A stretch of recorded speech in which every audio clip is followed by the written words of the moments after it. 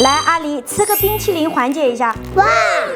这些孩子生病时吃了有神奇效果的食物，家长赶紧点心码住。第三种，95%的人都不知道：一、蛋糕，适当摄入糖分可以改善孩子心情；二、酸奶，有蛋白质和钙等营养成分，帮助补充能量，有助于身体恢复；三、冰淇淋，孩子发烧容易嗓子疼，吃冰淇淋可以适当缓解，但一定要适量，注意别着凉；四、黄桃罐头。那么你家孩子生病时喜欢吃什么食物呢？